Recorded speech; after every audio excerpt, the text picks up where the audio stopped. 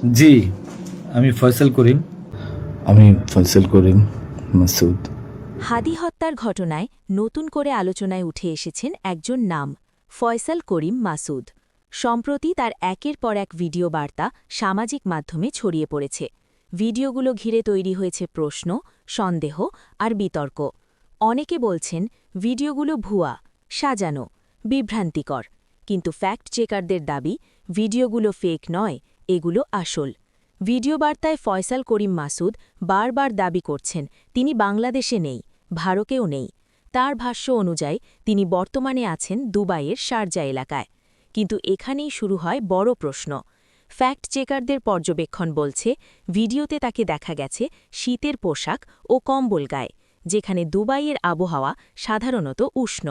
তাই তাদের ধারণা তিনি হয়তো ভারতেই আছেন, অথবা দেশের ভেতরেই অবস্থান করছেন। আরও একটি বিস্ফোরক দাবি করেছেন ফয়সাল করিম মাসুদ। তিনি বলছেন ব্যবসা সচলের উদ্দেশ্যে তিনি হাদির কাছে গিয়েছিলেন, এমনকি ৫ লাখ টাকাও দিয়েছেন বলে দাবি তার। কিন্তু হত্যাকাণ্ডের দায় তিনি নিজের ওপর নিচ্ছেন না। তার স্পষ্ট বক্তব্য, আমি না, হাদিকে হত্যা করেছে জামায়াত শিবিরের লোকজন। এই অভিযোগ কতটা সত্য?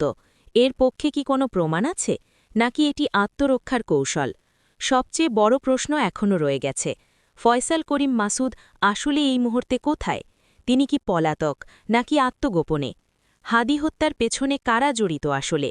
এটি কি ব্যক্তিগত দ্বন্দ্ব, নাকি বড় কোনো রাজনৈতিক বা সংগঠিত পরিকল্পনা? এই সব প্রশ্নের উত্তর এখনও অজানা। তদন্ত চলছে, তথ্য সামনে আসছে ধীরে ধীরে। তবে চূড়ান্ত সত্য কি, তা নির্ভর করছে প্রমাণ, তদন্ত এবং আইনি প্রক্রিয়ার উপর। দর্শক শ্রোতা হিসেবে আপনার কি মনে হয়, ফয়সাল করিম মাসুদের বক্তব্য কতটা বিশ্বাসযোগ্য?